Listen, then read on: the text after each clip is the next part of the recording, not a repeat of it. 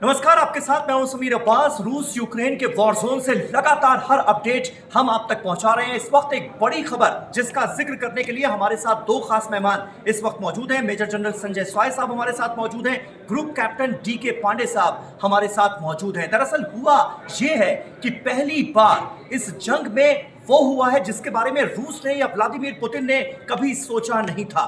Belgorod में entry हो गई है यूक्रेनी जवानों की, यूक्रेनी फोर्सेस की, और ये अपने आप में बहुत बड़ा डेवलपमेंट है क्योंकि रूस की सीमा के अंदर दाखिल होकर अब यूक्रेन हमले कर रहा है।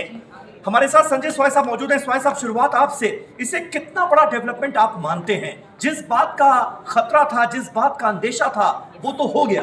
रूस की सीमा के अंदर दाखिल होकर यूक्रेन का बेलगोरोद में हमला कैसे बचेगा इससे? समीर, वैसे अगर देखा जाए तो पिछले 3-4 महीने से कुछ ना कुछ ऐसी एक्टिविटी हो रही थी। हाँ। कि ड्रोन के द्वारा हमले हो रहे हैं, उनके ऑयल डिपो पे हमले हो रहे हैं, क्रेमलिन पर ड्रोन के द्वारा हमला करने की कोशिश की गई, यानी कि लेकिन वो चीज़ें ऐसी थी जिसके बारे में यूक्रेन क्लियरली डिनाई कर देता था कि हमने नहीं किया, हमें पता नहीं इसके बारे में। लेकिन अब जो हुआ है, क्योंकि मैन पावर गए हैं, बंदे गए हैं, गाड़ियां गई हैं, आर्म व्हीकल्स गए हैं, तो यहाँ पर अभी कोई डिनाई नहीं कर सकता। हालांकि वो अभी मना कर रहे हैं कि तो रशिया के डिस्कंटल्ट जो सैनिक हैं, जो हालांकि अब ये बात क्लियर है कि वो सपोर्ट कर रहे हैं, यूक्रेन उसको सपोर्ट कर रहा है, जो डिस्कंटल्ट सैनिक है, जो रशियंस हैं, जो यूक्रेनी सेना की तरफ, स्पेशल फोर्सेस की तरफ लड़ रहे हैं जी। यहाँ पर एक बात मैं खास कहना चाहूंगा कि जब एक बहुत बड़ी एक स्ट्रेटजी में बदलाव आया, अब देखिए सामने की लड़ाई है, तो यूक्रेन विड्रॉ पुश करने बैक करने की कोशिश कर रहा है, 1 साल से ज्यादा हो गया, नहीं कर पा रहा है। तो ऐसे में एक तरीका ये होता है कि आप दुश्मन के देश में घुस जाओ,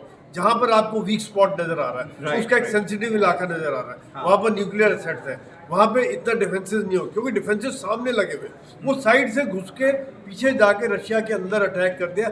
यानी कि अब रशिया को सोचना पड़ेगा कि मुझे अपने पीछे के इलाके की भी डिफेंस बढ़ानी है, कहीं ना कहीं उसको ट्रुप्स कम करने पड़ेंगे, उसको वहां पर डिप्लॉयमेंट बढ़ानी पड़ेगी। बिल्कुल बिल्कुल, और ये यूक्रेनी रणनीति के लिहाज से अगर देखा जाए तो ये तो बड़ी कामयाबी है कि यूक्रेन ने जो सोचा वो कर दिखाया। इससे पहले भी बिल्कुल सही कह रहे हैं संजय स्वाय साहब कि छुटपुट हमले हुए हैं और क्रेमलिन पर भी जो अटैक हुआ, जो ड्रोन हमला हुआ, उसमें भी यूक्रेन का नाम सामने आया। लेकिन बेलगोरोद कितनी बड़ी चुनौती होगा यहाँ पर रूस को अपना गढ़ बचाना, बेलगोरोद को बचाना, क्या वाकई एक बड़ा चैलेंज यूक्रेन ने रूस के सामने रख दिया है, पुतिन के सामने रख दिया है? पांडे साहब, देखिए, इसके पहले कि मैं इस सवाल का जवाब दूं, मैं एक और महत्वपूर्ण बात यहाँ पे ऐड करना चाहूँगा कि ये जो हमला हुआ है बेलगोरोद वाला जी, ये एक तो बाखमुत में जो अचीवमेंट हुआ है रशिया के लिए, ये एक बहुत सिग्निफिकेंट डेवलपमेंट था। इसके प्रत्युत्तर में यूक्रेन को कुछ करना ही था, नंबर 1। नंबर 2, जो यूक्रेनी सैनिक है, निश्चित रूप से उनके मनोबल पर कुछ न कुछ कुठाराघात हुआ होगा।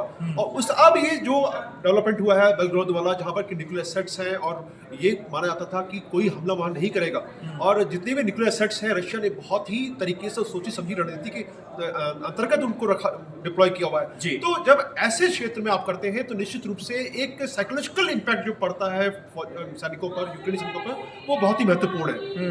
बाखमुत की एक हार और अब सैनिकों को दोबारा उठाना, क्योंकि कितना भी कहा जाए नाटो कंट्रीज वो एसेट्स नहीं दे रहे हैं, जैसे F-16 हो या दूसरे टैंक्स मांगे गए, वो हथियार असला नहीं मिल पा रहे हैं यूक्रेन को, जो बहुत दिनों से मांग रहा था। ऐसे में निश्चित रूप से मनोबल पर असर पड़ा होगा सैनिकों के। सैनिक सोचते होंगे हताशा भी हो सकती है क्या ये यूक्रेन?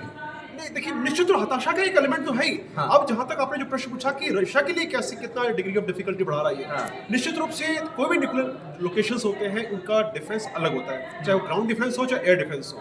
तो उसके लिए अगर आपने देखा हो ध्यान से, जो हमारे पास इनपुट्स आ रहे हैं, ड्रोन बहुत एक्टिव हो गए एकदम से, रशियन हेलीकॉप्टर्स वहाँ एक्टिव है, क्योंकि न्यूक्लियर सेट्स को आसानी से आप दुश्मन के हाथों नहीं दे सकते, क्योंकि उनके दोनों तरफ से खतरा है। जहां पर अगर उनके, यानी बेलगोरोद को निशाना ही यूक्रेन की तरफ से इसलिए बनाया गया है क्योंकि यहाँ पर रूस के न्यूक्लियर एसेट्स मौजूद हैं। जी जी, तो ये एक बहुत बड़ा पॉइंटर है। कुछ आप ऐड करना चाह रहे हैं जल्दी से? मैं ये कहता कि देखिए, जो क्योंकि ये मुझे लग रहा है रेड की तरह ये कार्रवाई की गई है। तकरीबन छोटी टीम गई है, 300 सैनिक गए, कुछ गाड़ियां गई हैं और 25-30 किलोमीटर अंदर गए, तो वो कुछ ना कुछ एक स्ट्रेटेजिक एसेट, चाहे वो न्यूक्लियर सेंटर हो या कोई ना कोई स्ट्रेटेजिक एसेट को कैप्चर करना चाह रहे थे, जो शायद सक्सेसफुल नहीं हुआ है। और अब वो कॉर्नर हो गए, रशिया ने अपनी पूरी फोर्सेस वहाँ पे लगा दी है, हेलीकॉप्टर, ड्रोन, हर तरह से उनके बिल्कुल, ऊपर और भी हमला किया जा रहा है। इसीलिए इसे काउंटर टेररिज्म ऑपरेशन के तौर पर रशिया दिखाने की कोशिश कर रहा है कि ये टेररिस्ट अटैक हुआ है जिसको हमने रोकने की, खत्म करने की कोशिश की है।